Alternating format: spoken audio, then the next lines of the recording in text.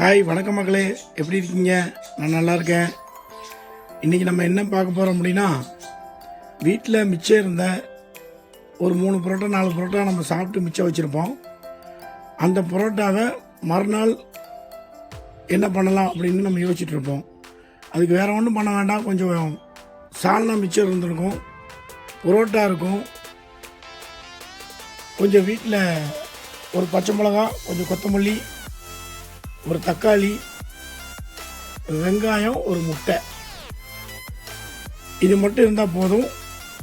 நம்ம கடையிலேருந்து வாங்கி சாப்பிட்ற மாதிரி ஒரு முட்டை பரோட்டா நம்ம போடுறோம். இப்போ வாங்க வீடியோக்குள்ளே போகலாம். மக்களே, இப்போ என்ன பண்ணுறோன்னா, லேசாக தோசைக்கல்லில் லேசாக எண்ணெய் ஊற்றிங்க.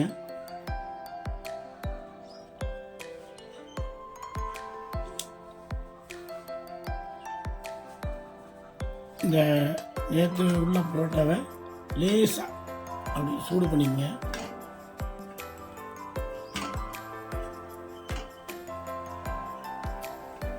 இப்படி போட்டு கொஞ்சம் லேசாக கொஞ்சம் சூடு பண்ணுங்க.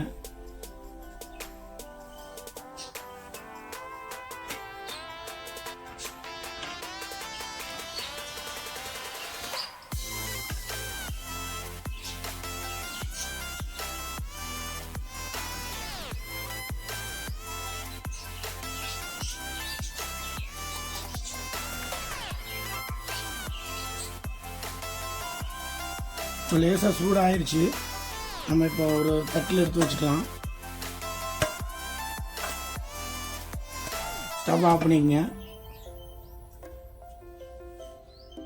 நம்ம இப்போ இதை என்ன பண்ணுறோன்னா, பொடி பொடியாக வெட்ட போகிறோம். ஒரு கத்தியில் பொடி பொடியாக வெட்டி எடுத்துக்க போகிறோம்.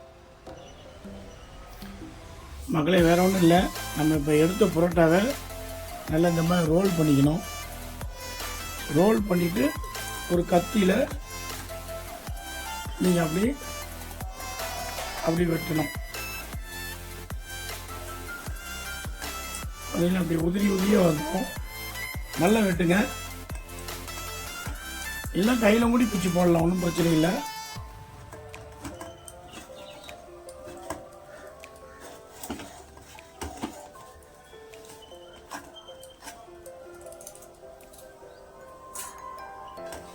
இந்த மாதிரி உதிரியாக வரணும். உதிரியாக வரணும்.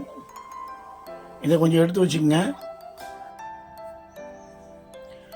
மக்களே, இப்போ எல்லாமே நான் வெட்டி வச்சுட்டேன். பாருங்கள், தக்காளி, முட்டை, பச்சை மிளகா, கொத்தமல்லி, வெங்காயம். என்ன மக்களே, 5 ஸ்டார் ஹோட்டலில் சுற்றுற மாதிரி சுற்றுதுன்னு பார்க்குறீங்களா?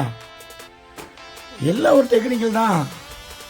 பாருங்கள், இப்போ நீ அடுத்து நான் எப்படி பண்ண போகிறேன்னு பாருங்கள். எல்லாத்தையும் வெட்டி வச்சாச்சு. நீ மறுபடியும் தோசைக்கல்லை வச்சு இதை எப்படி பண்ணணும்னு நீ பாருங்கள். மக்களே, இப்போ தோசைக்கல்லை வச்சாச்சு. கொஞ்சம் எண்ணெய் விடுங்க. நல்லா கொஞ்சம் எண்ணெய் விட்டுங்க. கொஞ்சம் கல் காயிட்டோம்.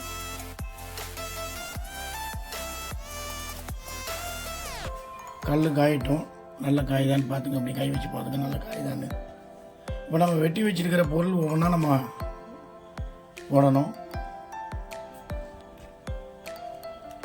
இப்போ பார்த்தீங்கன்னா முதல்ல வெங்காயம் போட்டுக்கலாம்.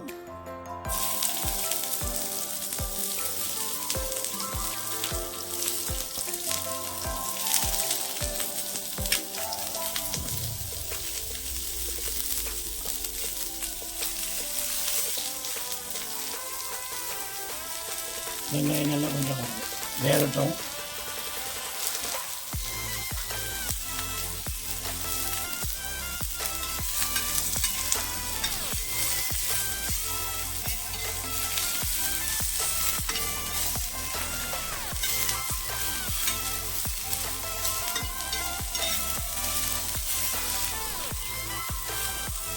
நல்லா வேகட்டும். வெங்காயம் கொஞ்சம் லேசாக, வெங்காயம் வந்து உங்களுக்கு லேசாக கொஞ்சம் கண்ணாடி பழம் மாதிரி வரட்டும்.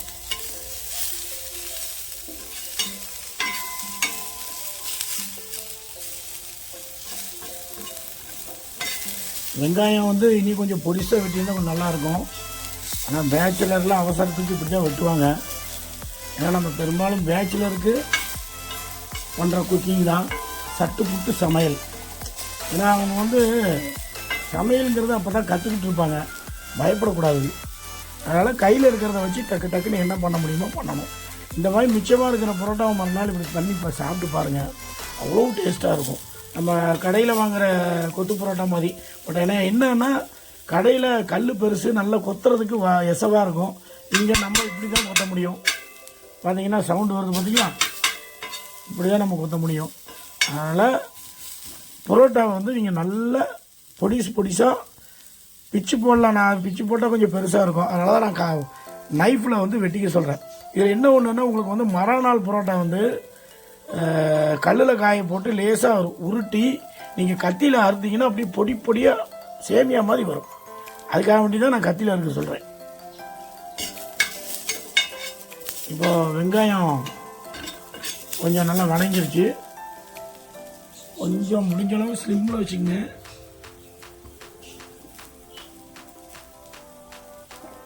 சிம்மில் வச்சுங்க. இப்போ நம்ம அடுத்து என்ன பண்ண போனோம்னா தக்காளி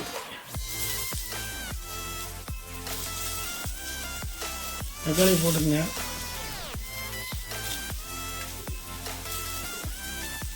தக்காளி கொஞ்சம் பச்சை மிளகா,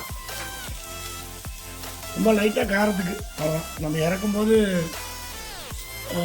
என்ன மிளகாத்தூள் போட்டுக்கலாம், கொஞ்சம் மிளகுத்தூளும் போட்டுக்கலாம். நான் கொஞ்சம் மஞ்சத்தூள் போடுறேன். ஆனால் மஞ்சத்தூள் வந்து ரொம்ப நல்லது. கண்டிப்பாக நம்ம வந்து மஞ்சத்தூள் சேர்த்துக்கணும். உடம்புக்கு எந்த அளவுக்கு நம்ம மஞ்சத்தூள், பட்டை, கிராம்பு, அப்புறம் இந்த ஸ்பைசிஸ் ஐட்டம்லாம், ஏலக்காய், இல்லை எல்லாத்துலேயுமே ஒவ்வொரு மருத்துவ குணம் இருக்குது. அது வந்து என்றைக்குமே நம்ம நல்லது. பொதுவாகவே இந்தியன்ஸ் வந்து நம்ம தமிழர்கள் சின்னதுலேருந்தே பிறந்ததுலேருந்தே நம்ம வந்து இந்த மாதிரி மஞ்சள், கடுக்காய், இந்த மாதிரி ஐட்டங்கள்லாம் நமக்கு கொடுத்து வளர்த்துருக்காங்க. அது இப்போ கொஞ்சம் கொஞ்சம் கம்மியாகிடுச்சு. இருந்தாலும் பரவாயில்ல, நீங்கள் அடிக்கடி அதை சேர்த்துக்கிங்க. முடிஞ்ச அளவு நல்லா தண்ணி குடிங்க.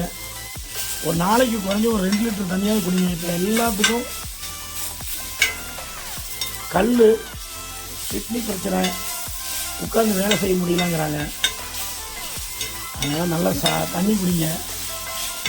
ஏசியில் இருக்கிறவங்களுக்கு சொல்கிறேன், கண்டிப்பாக ஒரு நாளைக்கு ஒரு 2 லிட்டர் தண்ணியாவது குடிங்க. ஏன்னா உங்களுக்கு வந்து தண்ணி வந்து தாகம் எடுக்காது. பட் இருந்தாலும் நம்ம தண்ணி குடித்தா தான் யூரின் நல்லபடியாக போகும்.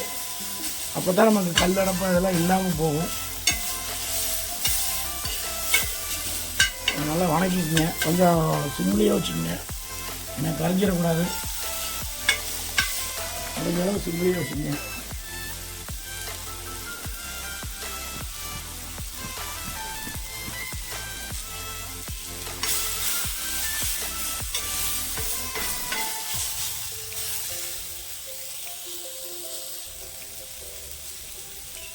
லேசாக உப்பு போட்டுக்குங்க,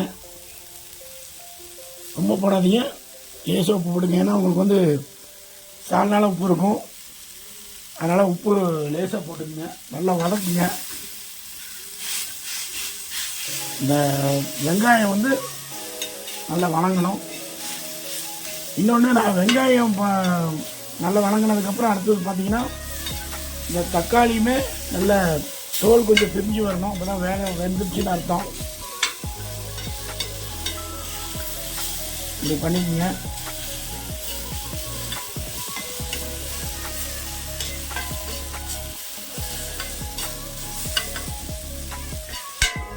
அப்புறம் தக்காளி பார்த்தீங்கன்னா நான் பெங்களூர் தக்காளி எடுத்திருக்கேன்.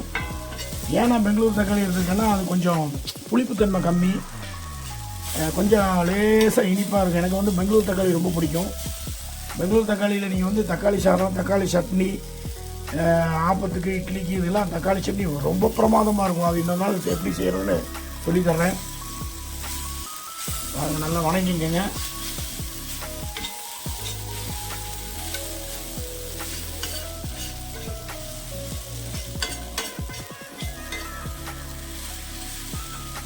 இப்போ ஓரளவு கொஞ்சம் வணங்கிடுச்சு. இதை பெங்களூர் தக்காளியை பொறுத்தளவு கொஞ்சம் பச்சையாக சாப்பிட்டாலும் கூட உங்களுக்கு வந்து நல்லா டேஸ்ட் இருக்கும். இப்போ ஓரளவு வணங்கிருச்சு. இப்போ அடுத்தது நம்ம என்ன பண்ணுறோம்னா ஒரு முட்டை எடுத்து வச்சோம் இல்லையா, அந்த முட்டையை உடைச்சி ஊற்றுறோம்.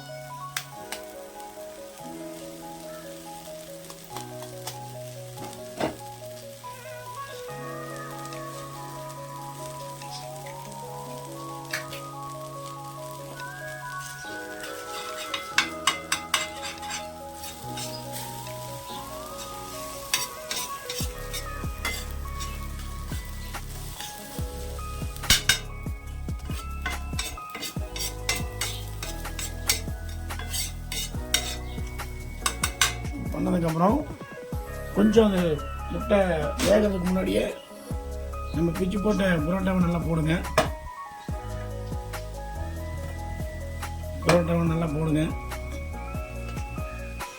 போட்டு முடிஞ்சதுக்கப்புறம் அதை கொஞ்சம் லேசாக கொஞ்சம் கிளறிக்கிங்க. அப்படி இது தோசைக்கல்லில் வந்து நம்ம ரொம்ப குத்த முடியாது, ஏன்னா எல்லாமே வெளியே வந்துடும். இது கொஞ்சம் பெரிய கல்லாக இருந்ததுன்னா உங்களுக்கு நல்லா இருக்கும். நல்லா இந்த ரோட்டில் அடிக்கிற மாதிரி நல்லா டக்குன்னு அடிக்கலாம். இப்போ அப்படி அடித்தோம்னா எல்லாம் வெளியே போயிடும்.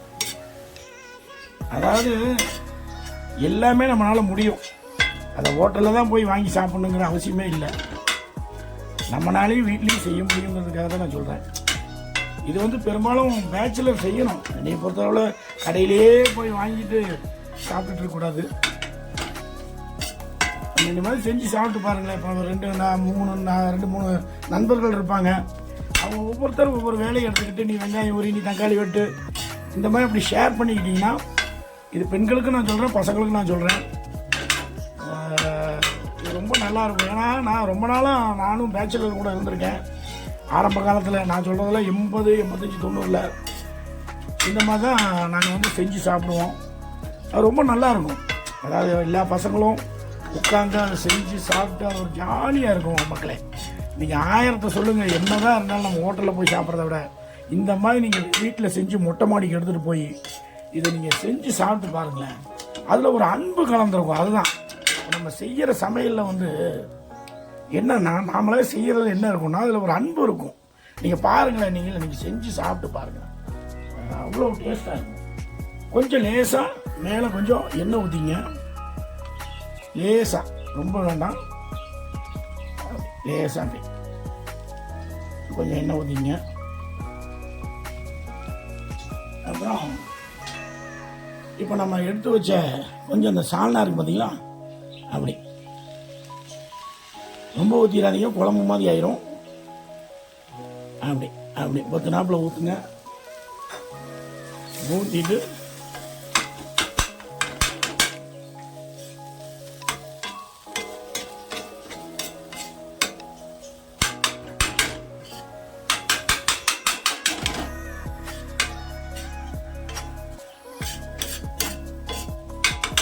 இப்போ என்ன பண்ணீங்க, கொஞ்சம் சிம்மில் இருக்கிறத மறுபடியும் கொஞ்சம் கூட்டிங்க.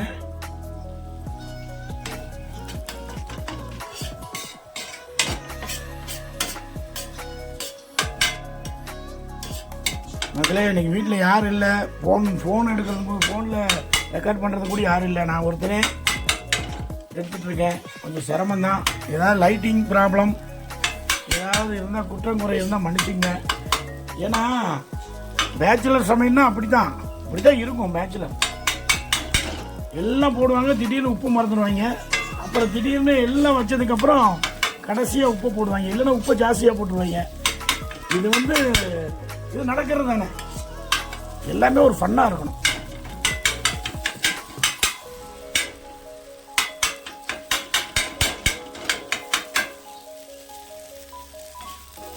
இந்த சால்னா கொஞ்சம் உங்களுக்கு ட்ரை ஆகிற வரைக்கும் கொஞ்சம் கிண்டுங்க.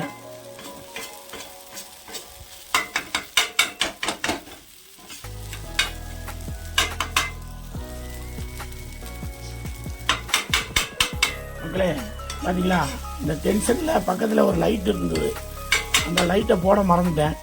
இப்போ திடீர்னு ஞாபகம் வந்து இப்போ அந்த லைட்டு போட்டிருக்கேன். கொஞ்சம் எப்படி பிரைட்டாக இருக்குது பார்த்தீங்களா. இப்படி தான் இந்த பேச்சுலர்னால ஏதாவது மறந்துடுவாங்க. அதுக்காக என்னையும் பேச்சுலர்னு சொல்லாதீங்க, நான் பேச்சுலருக்கு உண்டான டிப்ஸை சொல்லிட்டு இருக்கேன்.